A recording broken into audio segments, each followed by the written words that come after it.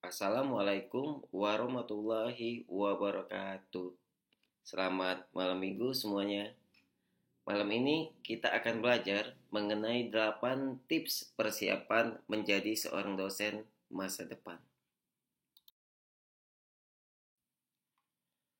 Perlu diingat, berikut ini merupakan tips versi saya atau yang saya alami secara pribadi, sehingga tips-tips ini bisa saja cocok, bisa saja juga tidak cocok kepada teman-teman, terutama untuk mahasiswa yang bercita-cita bekerja atau mengabdi sebagai seorang dosen. Secara harfiah, dosen adalah pendidik profesional yang bekerja di satuan pendidikan tinggi tertentu, baik itu di jenjang D2, D3, D4, S1, S2 ataupun S3. Bedanya dengan guru, kalau guru memang dia mengajar di jenjang yang lebih rendah dibandingkan perguruan tinggi. Kemudian untuk tugas utama dosen yaitu mengembangkan dan menyebarluaskan ilmu pengetahuan, teknologi, seni melalui Tridharma perguruan tinggi. Apa itu Tridharma perguruan tinggi? Ada 3 unsur Tridharma perguruan tinggi. Yang pertama adalah pendidikan, yang kedua adalah penelitian, yang ketiga adalah pengabdian kepada masyarakat. 8 tips menjadi seorang dosen masa depan. Yang pertama adalah niatkan diri menjadi seorang dosen. Tidak semua orang yang kuliah S2 bercita-cita menjadi seorang dosen. Jadi kadang-kadang ada yang men-trigger seseorang untuk menjadi seorang dosen. Bisa saja dia suka terhadap seorang dosen yang mengajarkan dia, kemudian dia ingin terinspirasi untuk menjadi seperti beliau. Bisa saja seperti itu.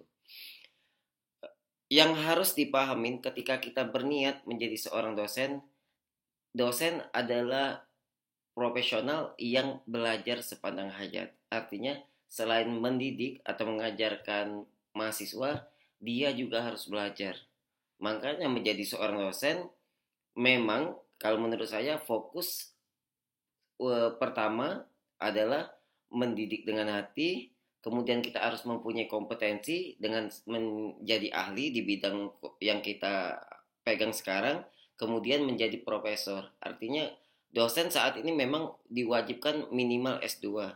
Tapi di beberapa negara memang contoh Malaysia, teman-teman yang pernah saya temuin, dosen-dosen Malaysia waktu di kegiatan seminar misalnya internasional, mereka mempunyai gaji yang lebih tinggi kalau di beberapa negara lain ya. Dan salah satu syaratnya harus sudah menyelesaikan jenjang S3. Sehingga kalau saya secara pribadi menyarankan kepada mahasiswa misalnya sekarang sudah S2 bisa memilih opsi menjadi seorang dosen terlebih dahulu atau bisa melanjutkan kuliah nanti setelah S3 menjadi dosen harusnya lebih apa ya? Lebih lebih matang gitu ya. Cuman sejauh ini saya lihat beberapa teman lebih memilih untuk S2 dulu. S2 bekerja menjadi dosen kemudian baru berangkat lagi untuk melanjutkan jenjang S3. Ketika menjadi dosen, jangan fokus ke salary atau ke pendapatan yang tinggi. Karena banyak dosen saya, terutama di kampus saya dulu di Palembang, berkata bahwa wah kalau untuk mau kaya jangan jadi dosen, katanya seperti itu. Tapi menjadi dosen bukan juga kita akan menjadi miskin, bukan.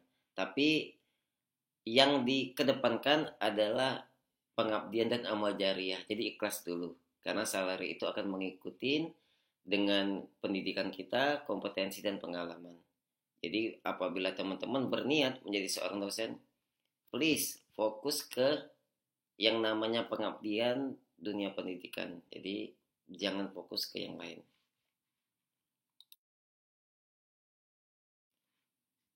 Tips kedua, raih pendidikan jenjang master atau S2. Ini adalah syarat wajib apabila ingin menjadi seorang dosen. Mungkin 10 atau 15 tahun dulu bisa jadi dosen itu S1 atau D4 ya. Tapi saat ini di masa milenial tidak boleh lagi lulusan S1 menjadi seorang dosen. Sehingga kita harus menyelesaikan kuliah master kita atau strata S2. Kemudian saran dari saya, usahakan atau upayakan jurusan yang kita pilih adalah linear atau satu bidang. S1, S2 linear menjadi dosen bisa atau sangat bisa. Contoh S1 teknik mesin, S2 pendidikan teknik mesin. Dia akan menjadi dosen di teknik mesin, di jurusan D3, D4 teknik mesin. Kemudian saya misalnya S1 pendidikan teknik mesin, SPD, kedua S2 pendidikan teknologi kejuruan, vokasi otomotif. Dan saat ini saya malah mengajar di D3 teknik mesin. Kemudian ada pertanyaan, apakah linear? Nah, apakah linear? Ya jawabannya linear. Soalnya saat ini saya mengampu mata kuliah yang berhubungan dengan jenjang keahlian saya. Contohnya pneumatik, kemudian ada karya tulis ilmiah dan beberapa bidang lain. Saat mendaftar sertifikasi dosen juga tidak ada halangan, walaupun saya gelarnya MPD di yang terakhir dan mengajar D3 yang lulusannya akan mendapatkan gelar AMDT, Serdos juga tetap lulus. Sehingga saya berpendapat bahwa linearitas itu selain pendidikan kita, yang disebut linear adalah di saat kita mengajar di mata kuliah yang kita pegang. Yang tidak linear contohnya seperti ini. S1 pendidikan teknik mesin, S2 mengambil misalnya manajemen pendidikan, misalnya manajemen pendidikan umum. Kemudian dia mengajar di mata kuliah mesin bubut yang tidak ada hubungannya dengan jenjang-jenjang atau mata kuliah dia sebelumnya. Nah, itu disebut tidak linear. Tetapi apakah ada cara bagaimana kita pelan-pelan menjadi linear? Ada. Seseorang bisa menjadi linear atau ahli ketika dia tidak sama jenjang sekolahnya dulu sama yang dia ajar sekarang. Salah satunya dengan Tridharma perguruan tinggi, melaksanakan penelitian sesuai dengan bidang keahlian atau bidang saat ini dia bekerja, mempunyai kompetensi sesuai bidang keahlian, melaksanakan kegiatan pengabdian sesuai bidang keahlian. Contoh, saya gelar MPD saat ini, tapi ketika saya di D3 teknik mesin, saya mengurangi penelitian saya tentang pendidikan. Contoh, pendidikan PTK atau tindakan kelas mengenai proses belajar, saya kurangin penelitian saya tentang bidang tersebut. Sekarang saya fokus tentang pembuatan mobil listrik, manufaktur mobil listrik, pembuatan desain, analisis rangka, pengabdian ke penerapan mesin teknologi tepat guna di desa XXX seperti itu. Sehingga portofolio dan kompetensi ini yang akan diakui linearitasnya. Kemudian ketika saya pertama kali bekerja di bidang teknik di politeknik ya di vokasi. Padahal saya dulu kuliah di akademik ya karena S2-nya kan di salah satu kampus negeri pendidikan lah di Yogyakarta. Sehingga saya harus mendapatkan sertifikat kompetensi yang diakui oleh industri dan standar di Indonesia. Contohnya sertifikat mesin bubut BNSP, pneumatik di industri, sertifikat LAS, sertifikat kompetensi lainnya. Nah, sertifikat ini yang mendukung saya untuk setidaknya menyamakan ketidaklinearitasan itu dengan bidang yang saya ajar atau saya ampu sekarang.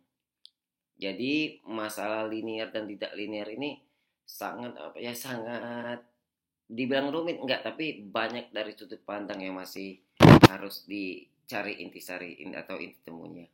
Tapi saat ini saya membuktikan bahwa gelar saya MPD tapi saya ngajar di D3 teknik mesin yang vokasi banget dalam tanda kutip seperti itu, tapi tetap lulus sertifikasi dosen, tetap diakuin sebagai dosen muda profesional, sehingga bisa ditarik kesimpulan bahwa kita bisa menjadi linear di suatu bidang asal kita fokus untuk membangun karakter, membangun kompetensi di bidang yang baru yang kita pegang saat ini.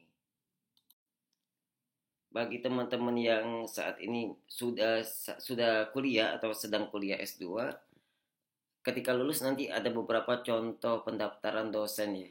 Salah satunya ini diterima dosen yang di sebelah kiri, gambar sebelah kiri, S1 Teknik Elektro, S2 Teknik Elektro. Nah, ini yang dibilang linear, sehingga kadang teman-teman yang tidak linear, S1 Teknik Mesin, S2 Teknik Elektro, dia nggak bisa mendaftar di lowongan yang seperti ini karena lowongan ini sudah spesifik.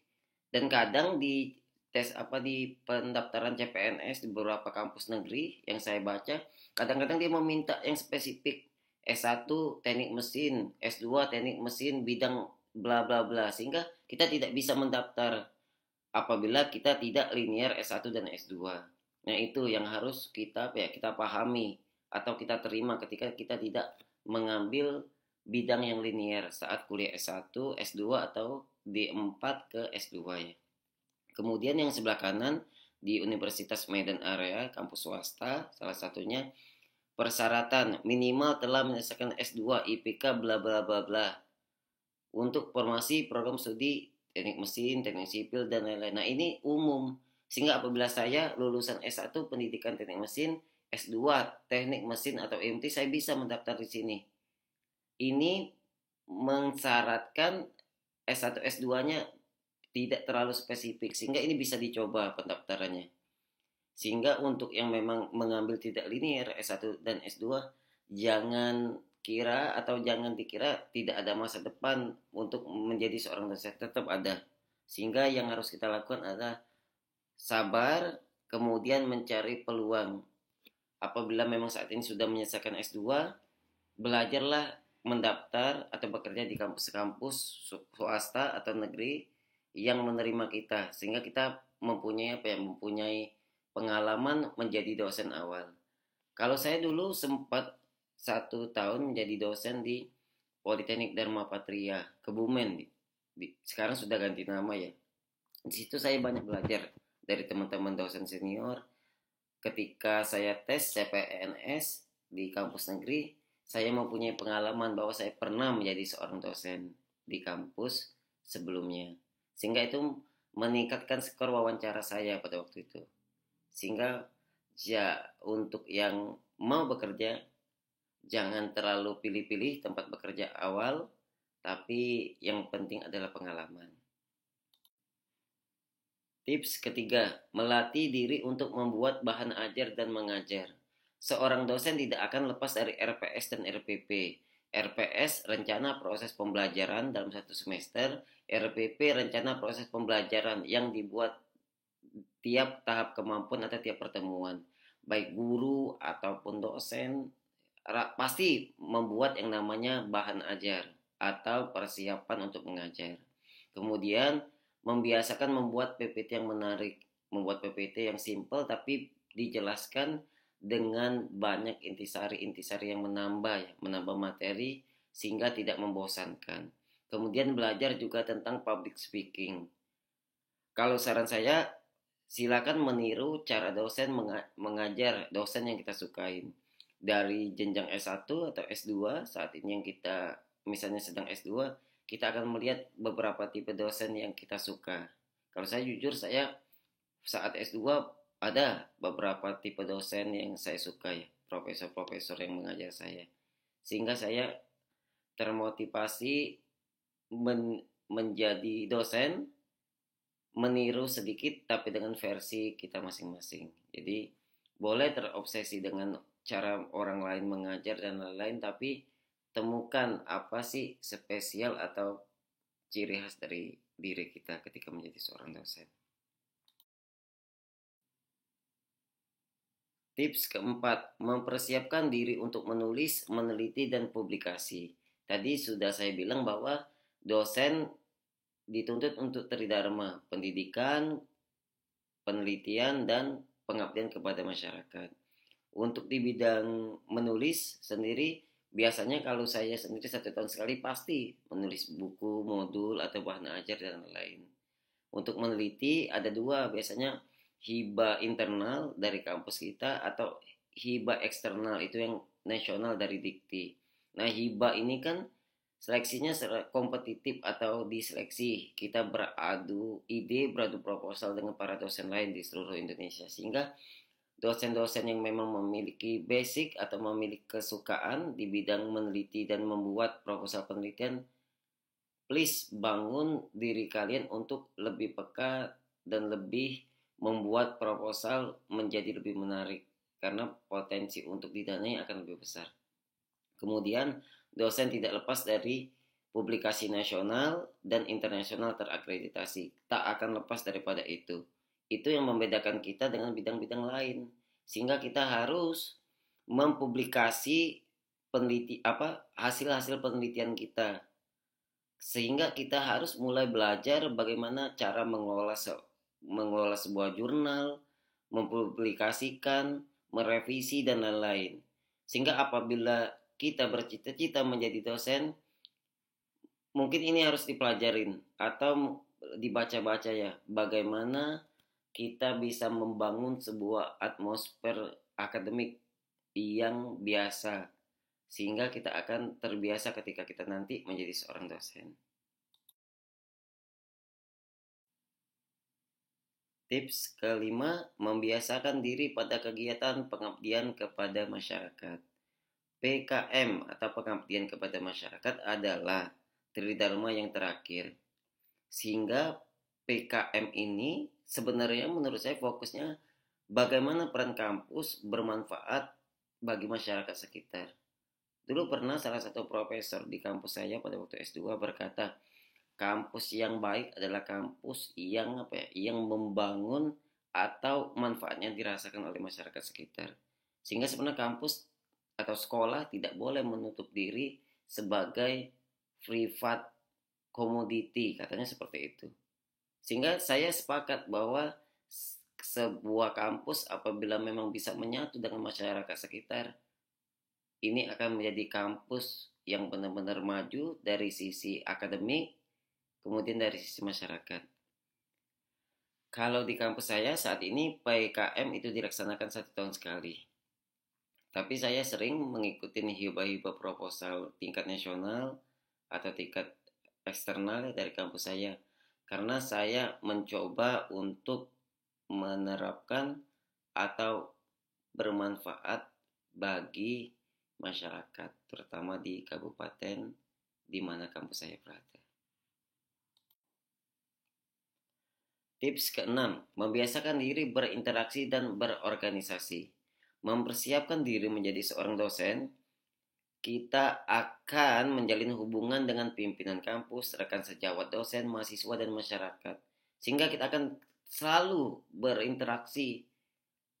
Dan saat ini dosen sangat mengedepankan yang namanya kolaborasi. Dosen-dosen yang kaku atau yang individualistis kemungkinan akan tertinggal. Tapi ketika dia mempunyai kemampuan individual, ya bisa saja nanti malah komoditas lain yang mengikuti dia. Itu tergantung dengan cara pandang dan cara jalan yang kita pilih.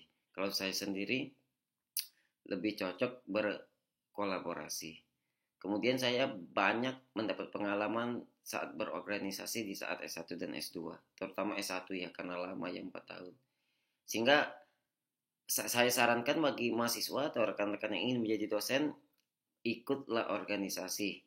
Ikut organisasi internal ataupun eksternal. Itu akan membiasakan diri kita menjadi pribadi yang mempunyai cara pandang yang berbeda dari orang lain. Kemudian apabila memang kita sekarang sedang kuliah, mungkin bisa dicari peluang untuk menjadi asisten dosen atau bergabung dengan kelompok-kelompok beasiswa S2 dan S3. Jadi kalau saya sendiri merasa ketika saya berada di kuliah di Pulau Sumatera pada waktu itu, kadang-kadang informasi mengenai beasiswa itu sangat minim pada waktu itu ya, sehingga saya sangat sulit untuk mendapatkan peluang untuk sekolah. Tapi ketika saya S2 dan melanjutkan di Yogyakarta atau di Pulau Jawa, informasi itu terasa lebih dekat dan lebih banyak. Dan yang penting bukan pulau di mana kita berada, tapi bagaimana kita mencari informasi tersebut. Sehingga saya sangat menyarankan kita harus mencari kelompok-kelompok atau komunitas yang mengedepankan berjuang untuk mendapatkan beasiswa apabila ingin sekolah lagi. Kemudian jangan stuck atau terjebak dalam kondisi yang nyaman. Saat ini apabila memang sudah IPK tinggi, kuliah aman, tapi ya hanya itu yang dijalanin, itu namanya stuck atau terjebak. Yang harus kita lakukan apa? Angkat diri kalian, keluarlah dari zona nyaman, cari tantangan baru. Karena pengalaman-pengalaman ini yang akan sangat berharga untuk kita ketika nanti kita bekerja, terutama menjadi seorang dosen. Kalau menyampaikan materi, mahasiswa sekarang baca Google juga bisa. Membimbing praktek, melihat YouTube juga bisa. Apa yang membedakan kita sebagai dosen muda ketika mengajar? Beri pengalaman, beri motivasi anak-anak untuk bekerja atau bermimpi lebih tinggi. Nah, itu yang jarang. Kalau mengajar 16 pertemuan pasti selesai. Yang kita beda saat mengajar, tanamkan sisi-sisi lain. Karena sebagai seorang dosen, kita juga mendidik untuk membuat karakter atau manusia yang memiliki bukan hanya segi pengetahuan dan kompetensi, tapi attitude, sikap yang baik ketika dia nanti bekerja dan terjun ke kehidupan nyata di masyarakat. Tips ketujuh, wah ini tips yang berat. Memiliki skor tes potensi dasar akademik atau tes kompetensi bahasa Inggris atau TKBI. Yang saya rasakan dua hal ini adalah dua hal yang memang harus dipelajarin ketika kita ingin bercita-cita menjadi seorang dosen. Kenapa? Ketika masuk kuliah program Magister S2, kita akan diminta skor TKDA dan TKBI. Pasti itu untuk di beberapa kampus, terutama kampus-kampus top di Indonesia. Di luar negeri kita butuh TKBI. Kalau di dalam negeri kita butuh dua ini. Kadang-kadang di beberapa kampus mereka menyelenggarakan tes ini ya, karena ini menjadi syarat ketika kita ingin sekolah atau mendapat LOA atau surat diterima ketika menjadi seorang mahasiswa di kampus di dalam negeri. Kemudian beasiswa, kalau beasiswa fokusnya banyak ke TKBI sehingga kita harus mempunyai TOEFL. Untuk dalam negeri 500 cukup, tapi untuk luar negeri biasanya 550 untuk standar apabila kita ingin kuliah ke luar negeri. Tapi di beberapa kampus di ASEAN kayak Cina, Taiwan mungkin TOEFL-nya tidak terlalu setinggi itu, dan TOEFL ITP juga sudah berlaku ya atau diterima di beberapa kampus. Kemudian tes PNS. Kalau tes PNS terutama dosen yang saya alami sendiri, TKBA itu sangat diutamakan karena itu menjadi salah satu skor utama. Kemudian bahasa Inggris ya juga itu menjadi syarat utama. Ketika mengajar kita akan ketemu beberapa konteks yang berbahasa Inggris. Presentasi luar negeri, seminar luar negeri, pertemuan luar negeri kita butuh bahasa Inggris. Sehingga ini menjadi hal yang harus dipelajarin apabila sekarang kita memang sedang S1 atau S2 dan bercita-cita menjadi seorang dosen. Ketika sudah menjadi dosen muda seperti saya, kita akan mengikuti sertifikasi dosen dengan syarat yang sangat berat pada tahun-tahun ini. Salah satunya kita harus punya skor standar TKDA dan TKBI selalu untuk 2 poin ini. Sehingga apabila sekarang kita sudah lulus atau sedang mencari kuliah S2 atau saat ini sedang punya waktu yang kosong belajar, kemudian skor kedua ini wajib punya menurut saya untuk masa depan kita nanti. Untuk masa aktif setahu saya itu rata-rata 2 tahun. Jadi kalau saya saat ini tes lulus untuk TKDA dan TKBI itu akan berlaku 2 tahun. Sehingga kita harus juga punya plan masa depan. Kita akan mendaftar apa, mendaftar kampus apa, kuliah di mana. Terutama apabila pengen S2 di beberapa kampus di Jawa kita butuh kedua skor ini. Tips terakhir dari saya yaitu mampu mengenal diri sendiri. Seorang dosen harus tahu tentang kelebihan, kekurangan, potensi, kompetensi, mimpi dari dirinya ketika memutuskan menjadi seorang dosen. Yang saya alami sendiri, banyak dosen-dosen muda atau rekan-rekan saya di kampus-kampus yang saya kenal mereka akan fokus di beberapa bidang. Contohnya di bidang akademik dia fokusnya ingin sekolah. Setelah S2 ada kesempatan kuliah, dia langsung mengambil kuliah, terutama di dalam negeri atau di luar negeri. Dia ingin mencapai gelar akademik terlebih dahulu. Tapi ada juga teman saya yang fokus ke penelitian, mendaftar hibah, meneliti, membuat hal baru, mempublikasi, dia pengen fokus ke situ. Sehingga dia merasa bahwa ya dia sudah nyaman sebagai peneliti dan sebagai seorang yang terus mempublikasi. Itu bagus juga. Namun ada juga teman saya yang bercita-cita menjadi seorang pemimpin. Jadi dia nggak terlalu fokus untuk sekolah lagi atau meneliti lagi. Dia ingin menjadi pemimpin atau sosok ketua di sebuah organisasi atau sebuah bidang. Apakah itu bagus? Bagus, menurut saya itu bagus. Tapi ketika kita masih muda, kalau menurut saya cari dulu pengalaman, gapai dulu mimpi-mimpi, kemudian baru fokus ke yang tadi, yang terakhir, menjadi pemimpin tersebut. Walaupun memimpin juga sebuah proses ya, tidak ada memimpin dengan cara yang instan. Jadi itu saran dari saya, please dalami diri sendiri, cari siapa kita, impian kita, support kita. Apabila kalian sudah mengenal yang nomor 8 ini, yakin kalian akan menjadi dosen yang mempunyai mimpi yang besar dan mempunyai mimpi step-step yang jelas. Kalau mimpi besar tanpa step-step yang jelas, akan sulit untuk mencapai mimpi-mimpi kita yang tinggi.